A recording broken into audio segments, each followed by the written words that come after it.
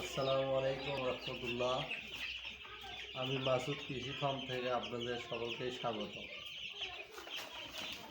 আমি বিশেষ পরিচর্যা করতেছি মুরগির, আর শীতকালীন পরিচর্যা আপনারাও করবেন।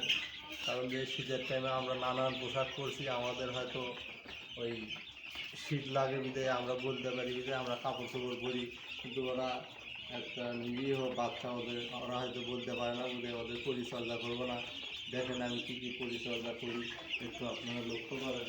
এই যে আমি একটা কাজ করছি, কি এই যে লক্ষ্য করেন, এই এই যে এই যে আমি কল দিছি, হ্যাঁ এই যে কল দিছি, কল দেওয়ার পরে আবার ত্রিফল দিছি, ত্রিফল দিয়ে কাঠের গুঁড়ো দিছি। তার উপরে আপনার সারি সারি করে আমি ওই খাবারের পাত্র, পানির পাত্র এইভাবে দিছি। কৃষিকাজ এবং এই ফার্মের কাজটা খুব কষ্টের কাজ, আপনারা খুব পরিচর্যা সহকারে করবেন এবং খুব পরিশ্রমের কাজ। আপনারা যাতে লস না করেন, আপনারা খুব সুন্দরভাবে এই পরিচর্যাগুলো করবেন।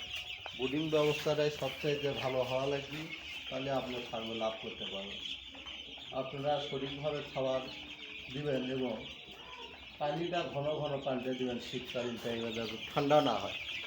আপনারা আরও কাজ করবেন যে ঘন ঘন রাত্রে উঠে একটু আপনারা ওই নেড়ে চেড়ে দিবেন, কারণ শীতের কারণে ওরা তাড়াতাড়ি একটা হয়, বাচ্চা চাপায় করে মরে যাবে।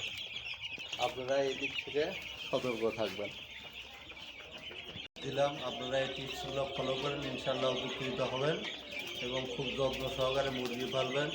মুরগির খুব কষ্ট, আপনারা এই কষ্ট করে যাতে কষ্টটা বিফলে না যায় এই আশাবাদ ব্যক্ত করে, আর আমি হয়তো বা চেষ্টা করবো আগামীকাল এই সমস্ত যে ছোটো মুরগিগুলো আছে, এই যে দেখেন আমি ঘর তৈরি করে নিয়েছি, কারণ এটা আমি মুরগি কাল পার করবো, ছোটোগুলো এইদিকে এবং বড়োগুলো এই সাইডে থাকবে।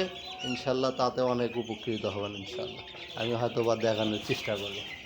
আসসালামু আলাইকুম।